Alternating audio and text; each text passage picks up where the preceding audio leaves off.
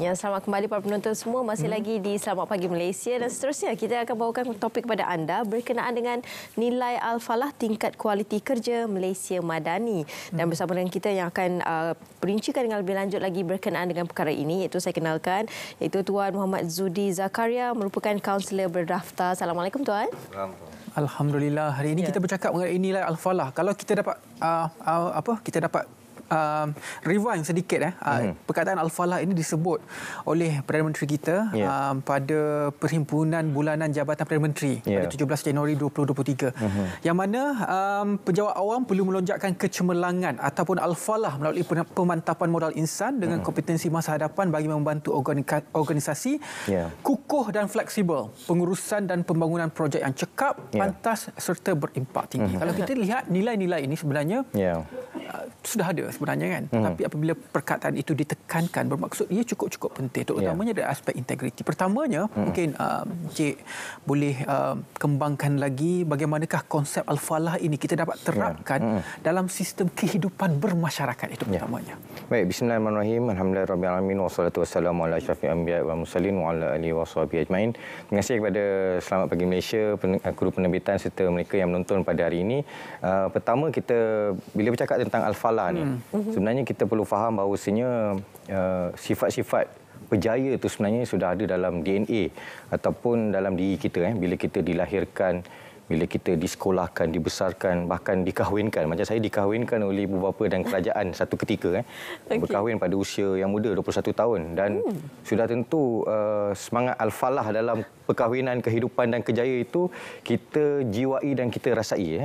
Selain daripada itu, menjadi seorang kaunselor juga memberikan satu kelebihan kepada kita bahawasanya sifat-sifat berjaya itu boleh ditajamkan, orang kata dimurnikan dan diperkasakan from day to day, time by time, bit by bit. Dan dalam konteks 1.64 juta orang penjawat awam, selebihnya kita ada lebih kurang dalam 16 juta yang terlibat dalam sektor swasta. Kita percaya roh madani itu yang kita sebut sebagai yang dimulakan, saya tak nak sebut tentang akronim yang telah dikongsikan oleh Wan dan Sophie pada awal pagi tadi dengan baik sekali. Bahkan kita punya Presiden Kelab Prihatin tadi tu cakap dengan dan berkongsi dengan rasa hati dan rasa orang kata penghayatan dalam bercakap tentang kemampanan, hormat, pemula dan berinovasi dan sebagainya. Kita dapat saksikan bahawasanya maksud kejayaan yang perlu dihayati oleh masyarakat madani pada waktu dan ketika ini adalah kita tak boleh lari daripada penyempurnaan ataupun kita sebut sebagai melengkapkan apa yang disebut sebagai keperluan-keperluan asas manusia.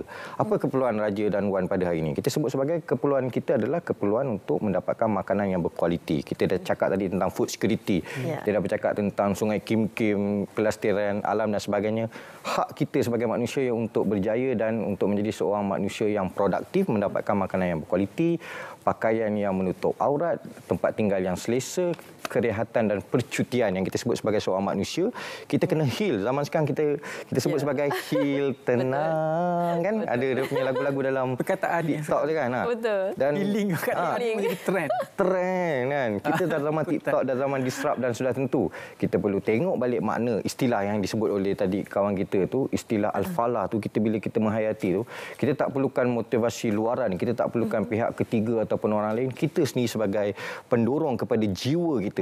Istilah yang kedua kita sebut sebagai kau ni ada jiwa lah dalam broadcast kan. Tentu macam awak kan boleh datang awal dan sebagainya. So penjiwaan, penghayatan dalam kehidupan dan dalam Islam tu sendiri, saya tengok sebagai seorang pengamal kaunseling makin terakis. Berapa ramai yang duka lara disebabkan gadget, takut nak turun air terjun. Sebab apa? Takut raksasa keluar. Sebab apa? Benda-benda ni memang berlaku bila ada lekatan ataupun kita sebut sebagai masa yang banyak dengan benda, dengan mesin. Kita punya realiti dan ilusi itu akan dikelirukan oleh bukan sebab tangan-tangan orang lain tetapi tangan-tangan manusia itu sendiri. Itu dia. Sebenarnya bermula daripada diri sendirilah Tuan kan, untuk kita memperbaiki bagaimana untuk kita mengamalkan konsep Al-Falah ni sendirilah. Baik, dan bercakap tentang isu integriti di kalangan masyarakat yang tidak asing lagi kan sekarang ni Tuan. Jadi bagaimana yang boleh kita lakukan untuk pastikan isu ini dapat ditangani melalui konsep Al-Falah ini sendiri, bermula daripada diri sendiri, kita cuba terapkan dan akhirnya boleh bersama-sama dengan masyarakat. Saya fikir orang yang menghayati seruan mari menuju kejayaan, sebelum tu mari dirikan solat kan. Orang tu akan menjadi orang yang cukup berintegriti, bahkan bukan saja menjadi seorang manusia. Kalau kita pegang satu kata-kata yang disebut sebagai, kalau hidup sekadar hidup, kera di hutan juga hidup. Kalau kerja sekadar kerja, kerbau di sawah juga bekerja. Orang yang boleh menghayati makna al-falah ini akan menjadi orang yang bertakwa yang pertama. Dia akan rasa, kalau kata aku buang sampah ni, apa pandangan diri aku kepada jiwa aku, itu yang pertama. Dan yang kedua, bagaimana pula pandangan masyarakat kepada sikap tak suka kepada kebersihan, tak suka rapi, tak suka kemas, ataupun kita sebut sebagai orang-orang yang dikelirukan oleh nilai-nilai kehidupan. Dan sudah tentu saya percaya ia bermula dengan ilmu. Sesiapa yang ada ilmu, dia akan boleh dibezakan antara orang yang tahu dengan tak tahu. Bahkan ilmu ini menjadi, kita sebut sebagai pakaian kepada harta kepada si miskin dan pakaian kepada si kaya. Dan sudah tentu bila kita bercakap tentang masyarakat berilmu, masyarakat madani yang akan kita perjuangkan, yang dimulakan oleh Perdana Menteri kita yang amat berhormat, Datuk Seri Anwar bin Ibrahim, kerangka itu sangat mulia dan cukup murni untuk kita hayati dalam keadaan kita berada dalam zaman disruptif.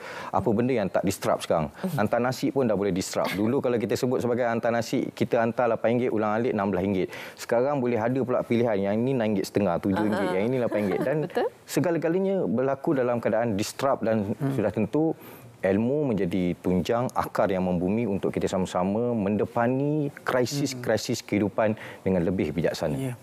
Saya lihat apabila kita bercakap mengenai nilai al-falah untuk potensi dan juga performance kerja, kan? Tetapi kita perlu melihat sebelumnya itu adalah sistem masyarakat itu sendiri, kerana ia boleh lead kepada sistem keadaan kerja yang bagus dan sebagainya. Bagaimana konsep nilai al-falah ini kita boleh terapkan dalam keadaan masyarakat Malaysia yang berbilang bangsa dan juga agama? Saya kira perkataan bahasa Arab ini mungkin ada setengah-setengah orang kata tidak sesuai. Mungkin bangsa India tidak menggunakan juga mengamalkan bahasa Arab dan sebagainya. Bagaimana konsep ini kita boleh terapkan kepada berbilang bangsa ini? Saya fikir kalau saya dilahirkan sebagai seorang Cina pun, awak gelitik saya tetap geli. Betul. Saya cubit awak tetap sakit, kan? Itu adalah nilai kemanusiaan yang kita percaya dia merentasi merentasi sosial, ekonomi, politik, agama dan keselamatan dalam kehidupan kita. Dan sudah tentu bila kita bercakap tentang sistem yang disrupt ni, yang kita sebut sebagai orang tak tidur pukul 10 tau sekarang, Raja Sophie, orang tidur pukul 4 pagi, lepas tu bangun mata terbuntang nak hantar nasi pukul 2, lepas tu buat pembelian online pukul 9 malam. Disrupt. Dia punya kehidupan ni disrupt. Namun saya percaya orang yang ada al-falah dalam diri, dia akan kontrol diri dia bahawasanya mendapatkan tidur yang berkualiti itu bermula jam 11 malam. Bangun pukul 5 pagi, boleh tunaikan solat, boleh mandi, ambil a cold shower, kita sebut sebagai orang yang mandi sejuk ni boleh meningkatkan imuniti diri, boleh memberikan kesegaran, bahkan kita boleh menghasilkan hormon-hormon yang baik, yang berkualiti pada waktu pagi. Dan sudah tentu bila individu itu sendiri kental dan ada ciri-ciri berjaya dalam dirinya, yang kita sebut sebagai mendapatkan makan, pakaian, tempat tinggal, kesihatan, percutian yang cukup, gembira dan seronok dengan kerja dan kejaya macam hos kita pada hari ini dan kru yang ada di RTM pada pagi ini. Dan yang paling penting, seronok dalam hubungan. Seronok kita berhubung dengan diri kita, kita berdamai dengan diri, kita heal dengan diri kita, dan akhirnya inilah kita sebut sebagai terjemahan semangat berjaya, semangat al-falah yang akan seiring dengan masyarakat madani yang diperjuangkan oleh tim dan pasukan pengurusan pimpinan yang amat berhormat Perdana Menteri Malaysia yang ke-10 ini. Baik Tuan, bila kita bercakap tentang konsep al-falah ini dibawa pada konsep bukan saja untuk diri kita, malah untuk pekerjaan kita sendiri. Kualiti dalam pekerjaan itu juga mainkan peranan yang cukup pentinglah untuk kita memastikan kerja yang kita lakukan itu adalah dalam keadaan barakah dan sebagainya. Dan bagaimana untuk kita menerapkan konsep al-falah ini dalam konteks pekerjaan ataupun kualiti bekerja itu supaya pegangan kita itu bukanlah hanya aku kerja semata-mata untuk kerja saja, asal siap. Tetapi ia adalah daripada memegang konsep al-falah itu sendiri untuk kita terjemahkan kerja kita supaya ia mendapat keberkatan dan juga kejayaan di dunia ini. Baik. Pertama, bila kita bercakap tentang kerja ni selalu dikaitkan dengan hasil ataupun output. Dan hasil yang kita sebut dalam faktor ataupun isu-isu yang berkaitan dengan emosi, isu-isu yang berkaitan dengan pahala, syurga, neraka, gembira, sedih ini disukar diukur. Namun sebagai manusia yang diberikan akal, kita ada 4 komponen yang penting dalam diri dan kehidupan kita. Pertama, kita sebut sebagai pemikiran, perasaan, tingkah laku serta roh-roh yang baik itu. Bila ada penghayatan roh roh yang baik itu, kita akan percaya pada tasawuf kerja tau. Tasawuf kerja, kalau kata on air 8.50 sampai 9.10, bukan nak kena sampai studio tu 8.49. Betul. Kita ikutlah running order. Sebab tu dia ada running order. Dalam hidup pun kita ada running order. Running order kita apa? Al-Quran dan As-Sunnah. Running order kita apa? Perlembagaan persekutuan. Bila kita datang awal, pun satulah undang-undang kerja ni kan kita tengok. Biasa dia kata jawatan kosong kan, tapi bila kita dah kerja, tak ada pun kosong, banyak je kerja yang kita nak kena buat lah. Itu contohlah kan. So mindset kepada bekerja tu sama juga undang-undang pergi kerja dengan balik kerja. Dia kata kerja 8.5. Biasa pukul 8 kita dah kena ada, tapi pukul 5 tu dah balik. Patut pukul 4 kita dah balik, pukul 5 kita dah balik. Betul. Ini isu-isu lah kan. Kita percaya bahawasanya zaman sekarang disrupt orang tak boleh. Kita nak paksa, oh you kerja 8.5. Kalau boleh dia nak kerja sampai pukul 23. Sampai pukul 11 lah kan. Kau balik pukul apa? Aku balik pukul 23. Habis dia kena hantar nasi, kena kerja, kena tebak roti, buat burger, kena jadi pakar motivasi. Zaman disrupt, dan sudah tentu bila kita percaya adanya Al-Quran dan As-Sunnah sebagai kerangka running order itu, kita boleh menghasilkan output yang dikehendaki oleh majikan, dan yang paling penting kepuasan dalam kerja dan kejayaan yang kita sebut sebagai Al-Falah yang saya dah kongsikan tadi. Apa yang makna orang berjaya ni? Cukup makan, pakaian, tempat tinggal, boleh bercuti, gembira dan seronok dengan kerja kejaya, seronok dengan perhubungan, tenang dengan diri sendiri. Ya. Tapi bila kita cakap tentang kerja ni, mungkin dah bila ada iklan jabatan kosong, semua orang nak apply kan? Yalah, ikut qualification lah apply. Betul. Rasa gembira. Kalau dapat rasa gembira. Betul. Bila sudah bekerja, dia tidak menjadi satu passion. Dia tidak menjadi satu kegembiraan. Dia seolah-olah merupakan satu paksaan. Asal hujung bulan dapat gaji, cukup.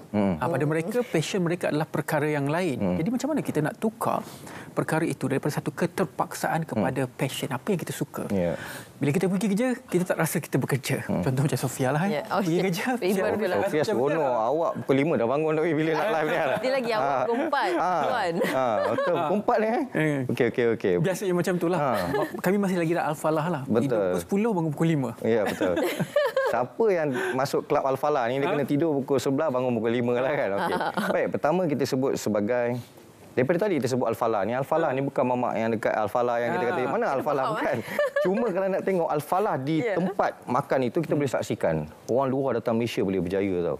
Betul. Bagaimana kita yang hidup di Semenanjung Bertuah Tanah Melayu ni, yang kita percaya bersekolah di sini, dapat pendidikan di Semenanjung Bertuah Tanah Melayu ni, kita boleh ketinggalan. Ini bukan masalah yang lain, dia adalah masalah mindset ataupun kita sebut sebagai sikap individu itu. Dan sudah tentu penghayatan dalam kehidupan. Selalu saya sebut. Saya banyak sekarang mengendalikan kes host yang budiman. Kes-kes yang jiwa lara tau. Dia berpisah dengan alam, dia berpisah dengan 4 unsur alam ni, angin, udara, tanah, tak pergi air terjun, asyik tengok fountain dekat YouTube. Saya rasa ini memang masalah. Pertama saya cek dulu. Awak mandi berapa kali? Mandi sekali. Dulu kita 90-an, 2000 dan sebagainya, rajin mandi tau. Pergi sekolah kita seronok nak mandi. Kalau boleh nak mandi air batu lah. Betul. Masa mak kejut dan sebagainya, kadang-kadang mak kata, kau ni susah betul. Rasa besar nanti jadi orang kaya lah. Mak masakkan air panas. Sebab tak ada air panas, dia tak boleh mandi. Jadi banyak benda yang sekarang yang perlu kita betulkan. Cara tidur, cara bangun, dan paling penting roh dalam kehidupan tu. Kebanyakan roh kita ni dicuri dan diambil alih oleh mesin.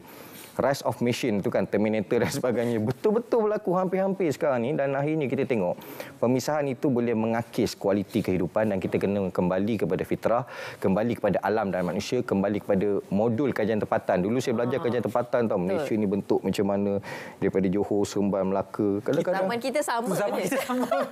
Kita tak ada masalah kan. Kita raja, kita boleh, sebenarnya nak kena macam ni pula jumpa raja kan. No lah. Kita sekarang yakin tau nak tegur orang, Assalamualaikum, saya Zudi, dari mana? Orang dulu dia rasa macam takut je dia. Orang tak tegur, kita tak payah tegur lah. Kita naikkan emoji je. Dan mereka percaya masalah sekarang boleh diselesaikan dalam masa 24 jam. Macam mana cara?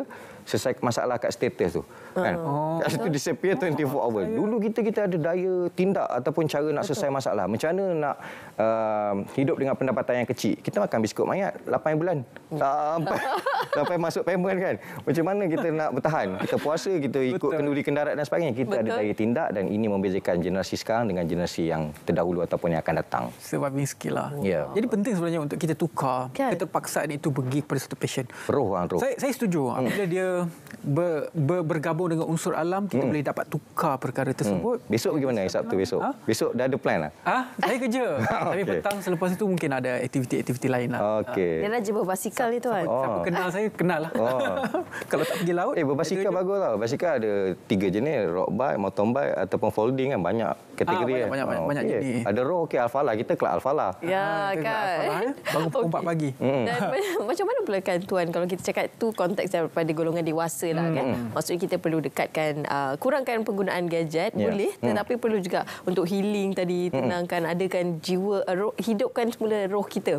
Dan bagaimana pula anak-anak sekarang ni, kalau kita tengok anak-anak pun sekarang ni dengan kebiasaan mereka penggunaan gadget yang kadang-kadang agak melebihi waktu kan, dan melebihi daripada kita juga sendiri sebagai dewasa. Jadi bagaimana untuk kita nak wujudkan konsep Al-Falah ini kepada anak-anak kita, dan mungkin jugalah pengurangan gadget itu juga antara faktor yang boleh kita lakukan. Saya pujilah pada ibu bapa yang berhempas pulas untuk menyesuaikan, untuk kita sebut sebagai mesra zaman 2023 dengan mesra dengan modul kajian tempatan. Dalam keadaan okeylah, cuma bila kita percaya ada masa yang lapang, ada masa terluang tu, terus kita sogok dan kita beri dengan gadget dan benda.